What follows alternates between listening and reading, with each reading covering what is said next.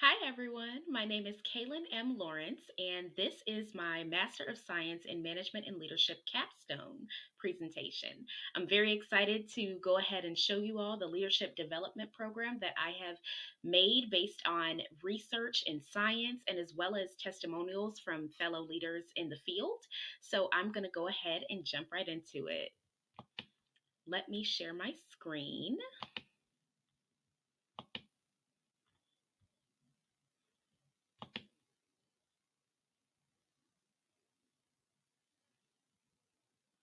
All right.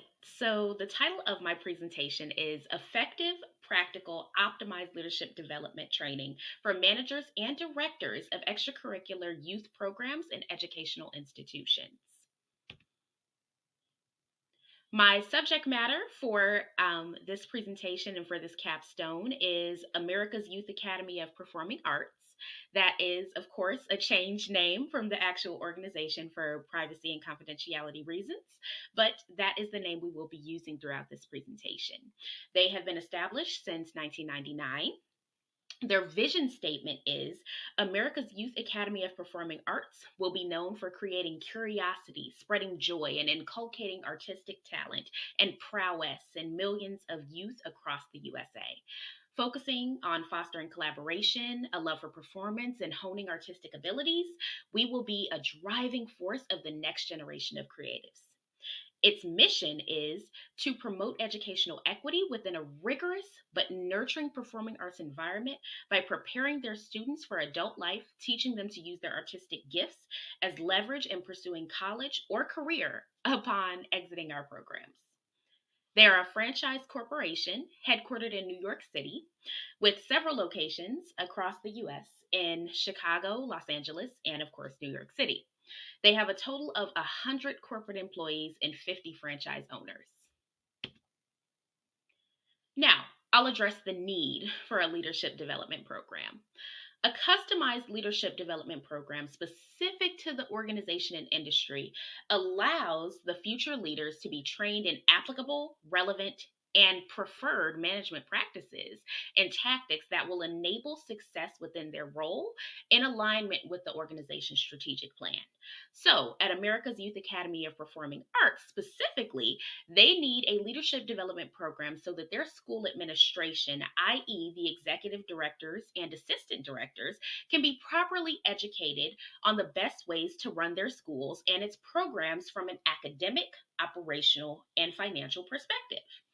As they tend to hire fairly inexperienced staff due to the lack of budget to hire veteran educational leaders, they need to ensure that the school management that they are hiring are at the very least equipped with proper knowledge and resources to lead thriving schools. The lack of this training and this ability leads to an infectious company culture of failure and crisis, which also causes very high turnover and less than stellar profits at the schools from being understaffed and under resourced. This is the current leadership development training for school administration that is in place. The first part is headquartered training.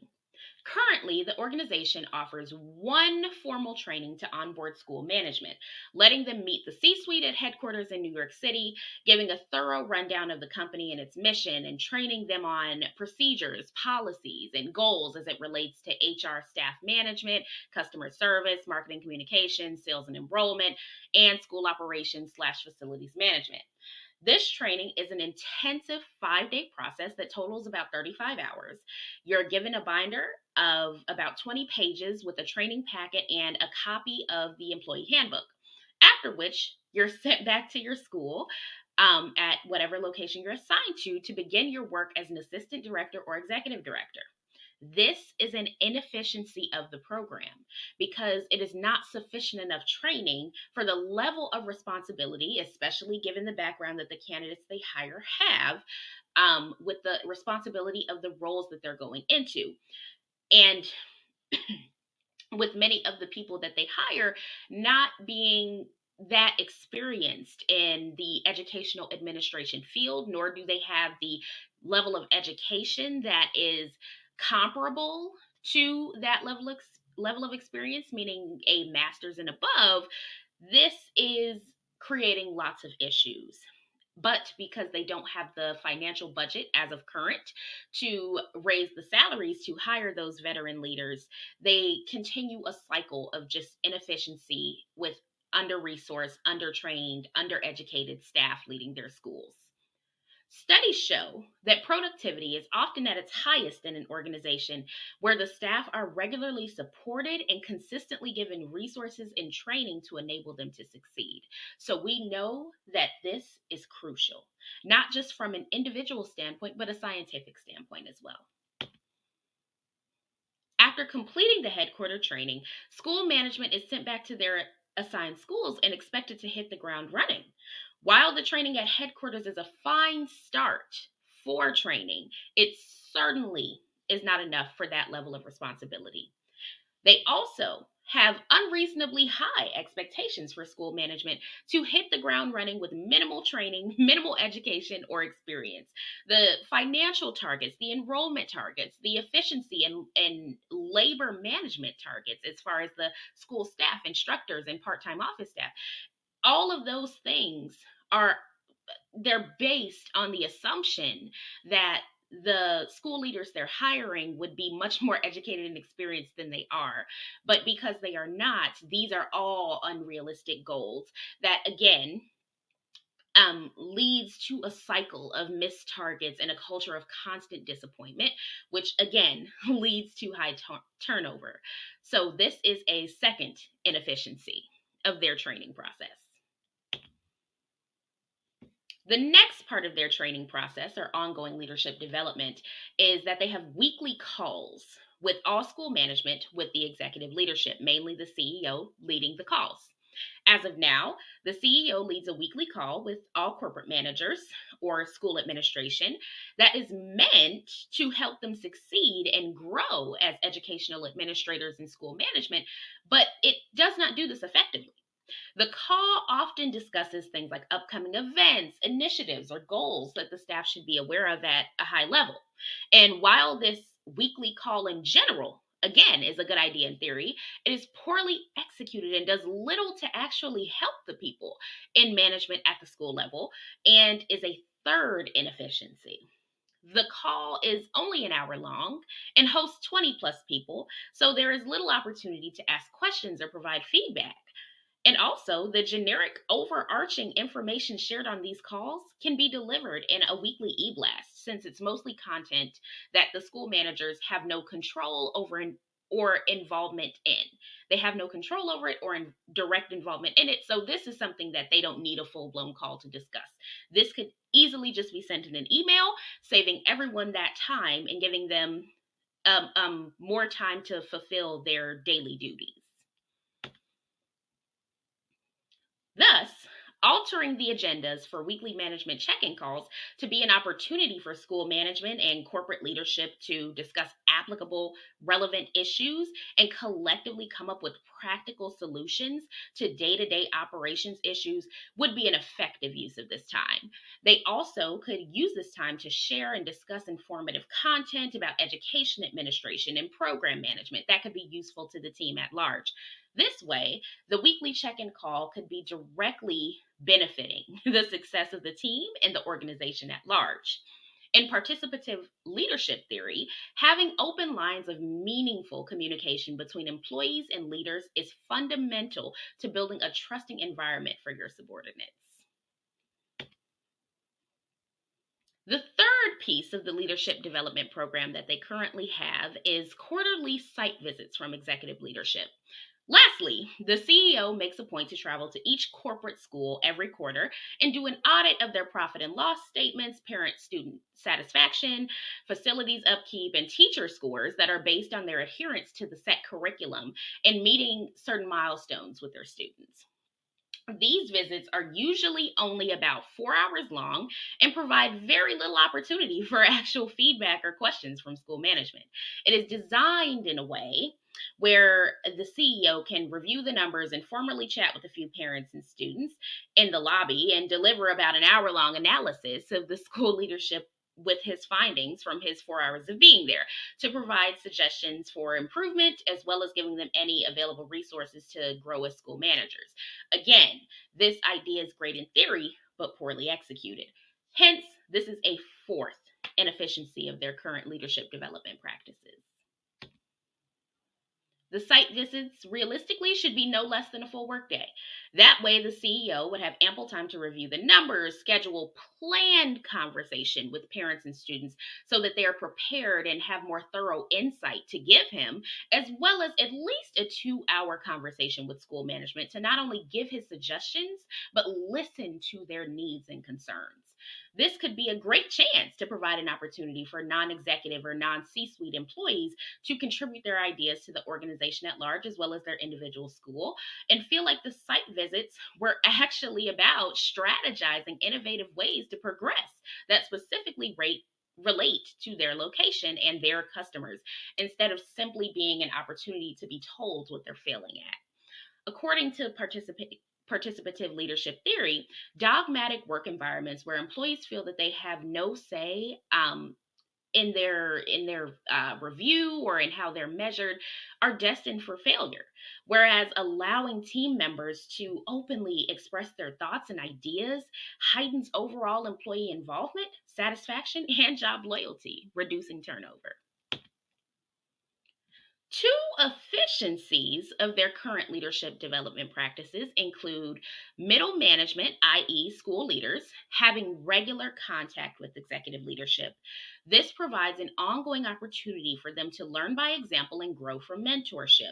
This allows them to have the opportunity to feel involved and connected with the company and their leaders, building trust in their guidance, being inspired by their example, and being molded by their constructive criticism, or at least it could be if it was done effectively. The second is that the week long training at the beginning of your role is a great opportunity for up and coming leaders to get a full blown demonstration of what the public sees in a successful performing arts school, and at the back end of what it looks like and takes to accomplish that successful school from an operational standpoint.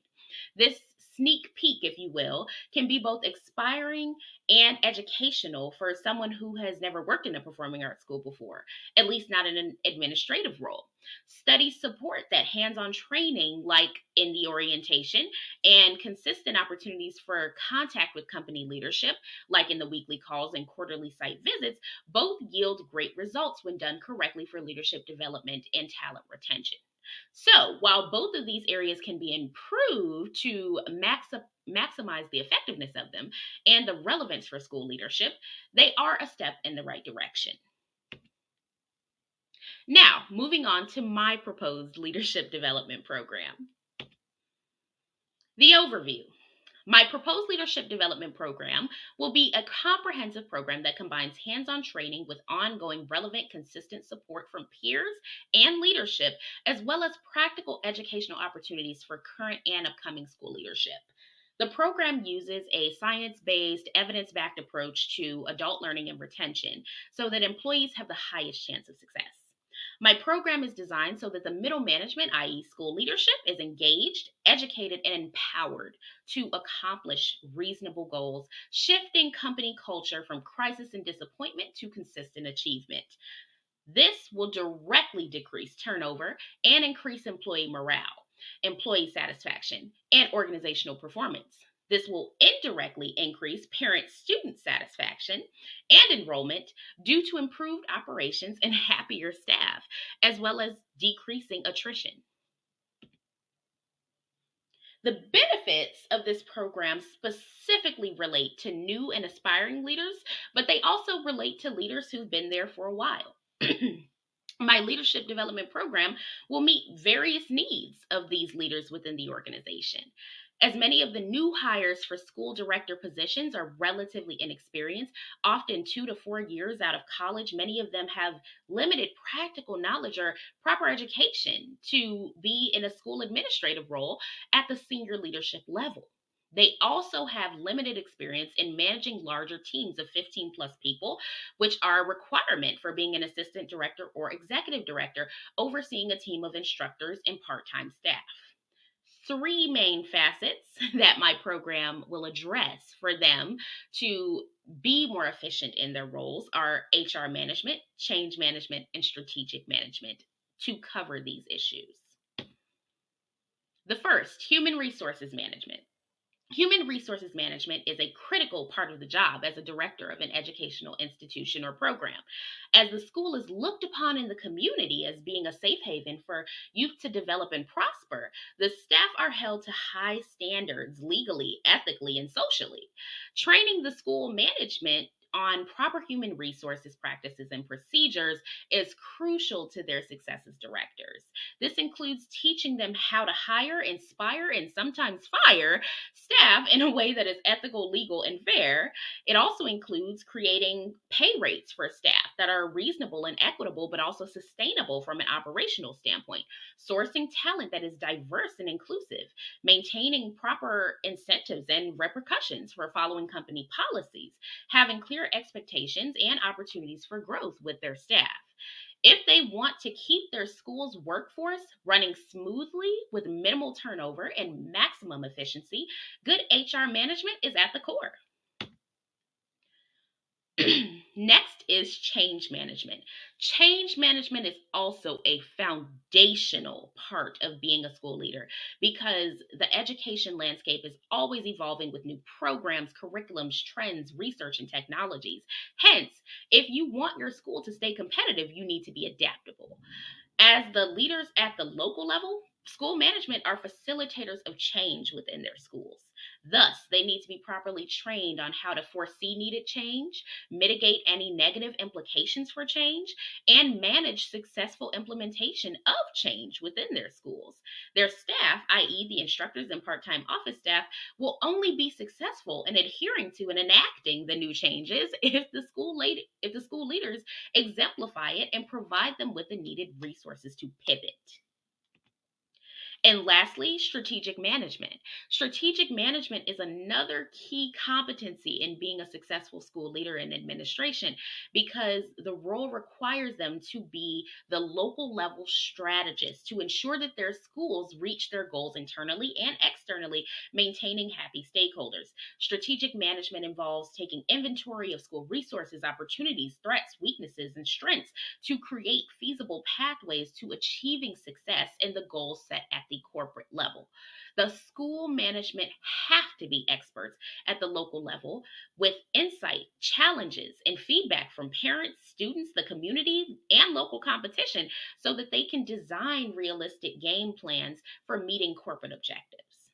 Being trained in strategic management is essential for the success of school directors, especially given their lack of outside experience and or education in the advanced level. So, keeping these things in mind, I have a new proposed process. Within my newly proposed leadership development program, both new and current school management will undergo a thorough ongoing process to keep them engaged, educated, and inspired to lead their schools with confidence and competence. There will be a multi step, multi pronged approach to hiring and training school directors so that they have the highest chance of success at the individual local level, enabling the organization as a whole to have success at the national level. The first part of the process is strategically only hiring/promoting school leaders with viable potential to be successful. The timeline for this is at the very beginning of the hiring promoting process, and this is mandatory. The method for this is adjusting the job qualifications to include foundational education and experience that would reasonably imply the candidate's aptitude for success in a school program management role. This would include requiring the following or an equivalent combination of an associate's degree in a relevant field, music, the arts, theater, education, or business slash nonprofit slash organizational management, plus 4 years of relevant work experience in teaching or program execution with at least 2 years of supervisory experience, a bachelor's degree in a relevant field, plus 3 years relevant work experience with at least 2 years of supervisory, or a master's degree in a relevant field, plus 2 years relevant work experience, plus 1 year of supervisory experience. Undereducated or under-resourced or under-experienced candidates being hired and promoted into senior leader roles can be detrimental to their own individual employee satisfaction, as well as to the staff satisfaction who are within their downline, customer satisfaction, and overall organization bottom line financials. Whereas hiring or promoting people who are properly qualified leads to higher levels of staff satisfaction, performance, and customer retention. This will help mitigate the inefficiency of having unrealistic goals for underprepared candidates, as mentioned in Part B2. The second part is having virtual training about the general overview of the organization, its goals, its policies, and expectations. The timeline for this is the first week on the job, and it's mandatory. The method for this is that the employee will spend their first week on the job reviewing pre-recorded video modules with short quizzes following each one that give a general overview of the static parts of the job, such as the organization's mission, vision, and values, the organization's strategic plan for accomplishing goals, mandatory legal training such as anti-harassment, bystander effects, and ethics, employee handbook with company policies and procedures, an overview of their specific roles, responsibilities, and expectations, and employee benefits and resources. This will greatly reduce labor costs during the training period and maximize the impact of the full immersion training at the headquarters. Plus, the virtual format allows for trainees to better absorb the foundational information because they can watch at home at a time convenient for them, as well as pause and rewind. And having the mandatory quizzes following each module will ensure adequate comprehension of the information provided. Virtual onboarding has been proven to yield great results for organizations' bottom lines and information retention. Next is a 2-week full immersion director training for all management at headquarters. Timeline for this is second and third week on the job, and it's mandatory. The method is, instead of focusing on things that can be taught through pre-recorded videos, as we just discussed, we're going to remove all of that information and focus only on practical hands-on instruction that directly relates to the role of the school leader, including effectively delegating and distributing labor and resources among teams to achieve optimal impact, managing the weekly schedule to avoid canceled classes and revenue loss, proper hiring practices for instructors and part-time local staff, properly performing instructors and staff evaluations to maximize performance and growth, creating student family retention initiatives to minimize attrition and maximize customer satisfaction, building and maintaining B2B relationships in the community to expand the program, crisis and emergency management, securing performance events and opportunities to showcase the work of the students, as well as executing organic marketing campaigns and strategies through social media, web content, and an email newsletter, etc.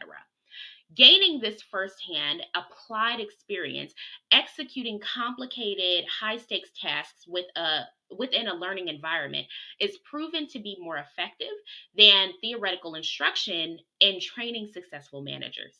This will mitigate the inefficiency of the impractical agenda for onboarding while capitalizing on the efficiency of having a week-long full immersion experience early on in the job training process, as listed in Part B2. The third step is setting SMART, specific, measurable, achievable, relevant, and time-bound goals within the school/program leaders and having regular check-ins with their supervisors.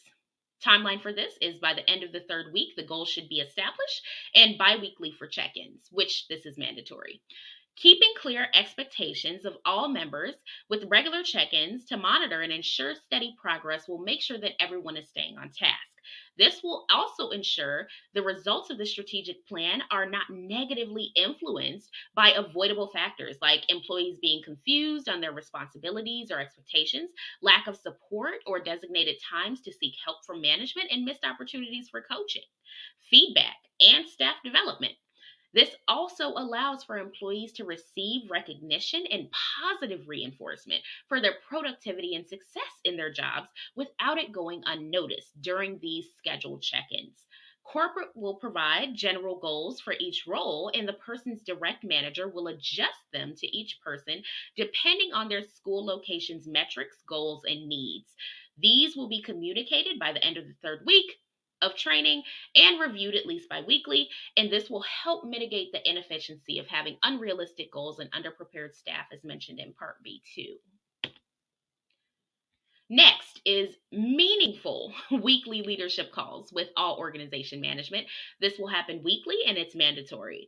Adapting the weekly calls with the CEO and other executive leadership will greatly impact the middle management at the school level. Shifting from using this time to discuss major events, budget updates, and organization wide initiatives to a time to discuss relevant, practical resources to improve outcomes at the schools will yield much larger rewards.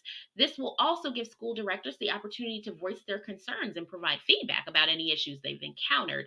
They can seek support directly in finding solutions from both their peers and executive leadership on the call.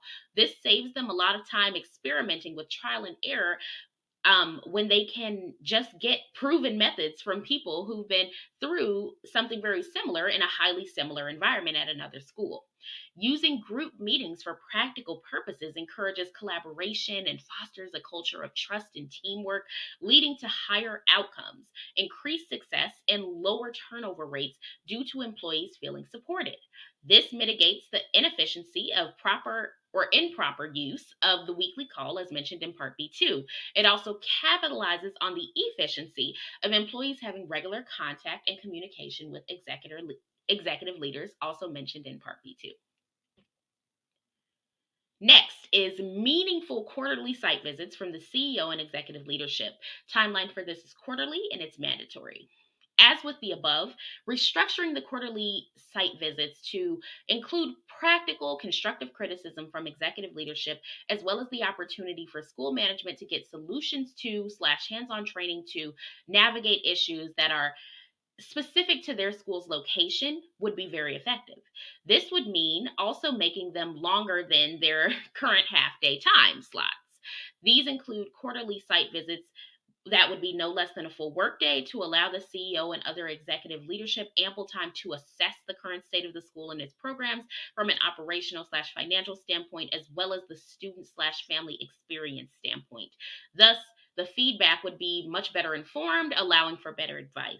Studies show that conversations with management are far more impactful to the employees' growth when they include actionable items that are specific to the individual. This also mitigates the inefficiency of improper use of quarterly site visits, as mentioned in Part B2, and it capitalizes on the efficiency of employees having regular contact and communication with executive stakeholders, again mentioned in Part B2. Next is quarterly professional development opportunities and trainings. This timeline is quarterly and it's mandatory. Quarterly professional development training should be an ongoing mandatory initiative implemented by executive leadership as a condition of employment. These trainings should be led by vetted industry experts and provide hands-on learning about relevant essential topics that directly apply to the school management roles. The main three categories would include human resource management, change management, and strategic management for reasons outlined in Part C2.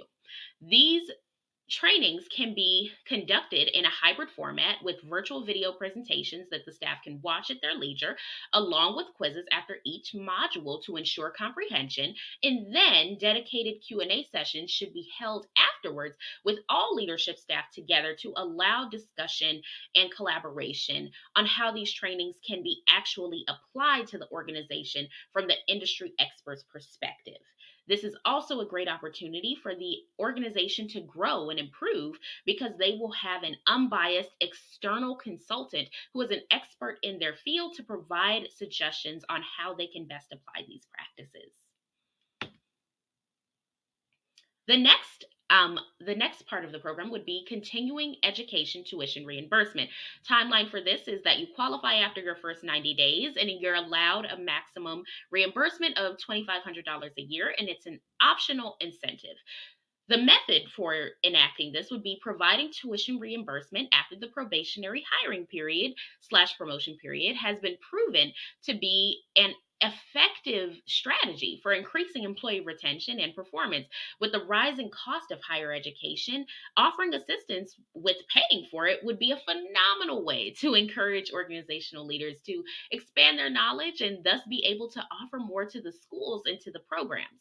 The degree, however, should be required to be within a related field, such as music, the arts, theater, education, or business, nonprofit, or organizational management. Next is the annual performance based raises based on evaluation. The timeline for this is annual and it's an optional incentive. The evaluation is mandatory, but the raise slash promotion would be optional if the employee desires to be promoted at that time, given they qualify. Studies have proven that additional monetary compensation is a strong incentive for employee performance. Hence, offering annual performance based raises during yearly evaluations would be a good motivator for school leadership to invest a lot of effort into their understanding and application of the management principles learned throughout the initial leadership development onboarding and the ongoing training throughout the year. The amount of the raise would depend on the employee's level of meeting slash exceeding goals, with a 3% raise being the minimum and an 8% raise being the maximum. Next is the direct pipeline to promotion for all who successfully complete all objectives for 2 years straight. The timeline would be biannual and it's an optional incentive if the employee qualifies and desires to be promoted, but it is certainly not mandatory that they move into a higher role if they don't want to. The method is that the guaranteed opportunity for growth and promotion has been found to be immensely impactful for employee performance and retention. Thus, having a guaranteed direct pipeline to promotion for all those who successfully complete the leadership onboarding training and maintain all other mandatory goals throughout the year for professional development would be a great boost to the staff's commitment to professional development and furthering their knowledge and performance. The promotion would be the next one superior to one's current role. For example, assistant directors who have a salary range of 45 to 65K a year would be promoted to executive directors. Executive directors who have a salary range of 75 to 95K a year would be promoted to regional directors. And regional directors who have a salary range of 110 to 135K a year would have the opportunity to take on a national director role with a salary range of 145K to 165K a year. And then once a VP or a C-suite slot opens at headquarters, those at the national director within the organization would be considered first before doing any external recruiting. Now, how will they demonstrate the knowledge from this training program? The participants' knowledge and comprehension of the leadership program would be measured in three main ways. The first would be through objective assessment for all virtual trainings, which will require a standardized quiz covering the core information on the topics following each module. The second way for participants to demonstrate knowledge is through their personal performance within their role and noting if and how they are applying the procedures and best practices taught to them during training. And the third way they'll demonstrate knowledge and comprehension of the program principles is through their participation in the weekly call and how often they volunteer to serve as a resource to their peers, taking initiative to help and problem solve with the team. All of these things are taken into account during their annual review and will be a determining factor in their qualification for raises and promotions. Now, the quantitative metrics and KPIs for measurement of leadership development program success will be used to measure how well the program is doing. The main three quantitative metrics that will be used to measure the success of the leadership development program will be an increase of organization revenue due to lowered attrition and increased enrollment, an increase in staff retention and employee satisfaction due to better training, opportunities for advancement, and more supportive leadership, and an increase to customer satisfaction and involvement from the students and families due to smoother operations. First, A 40% growth in revenue. If the new leadership program is successful, there will be an anticipated 40% growth in revenue in the overall organization revenue within the first 2 years of implementing the program. This is due to the fact that the staff will be better equipped to perform the big picture duties that push the mission forward by attracting and maintaining more students. This includes planning and executing marketing tactics such as community outreach, building B2B partnerships, and regularly engaging on social media, as well as creating fun retention activities for students and their families, such as showcase performance events, the opportunity to be featured on the website and email newsletter, or be an honoree at the annual awards ceremony for those who made great progress. There will be far less time spent on hiring, firing, and mitigating crises because the schools will be adequately trained with proper resources to smoothly carry out their day-to-day administrative functions. Next is a 50% growth in employee retention. The second metric is an estimated 50% increase in employee retention and satisfaction within the first 2 years of implementing the program.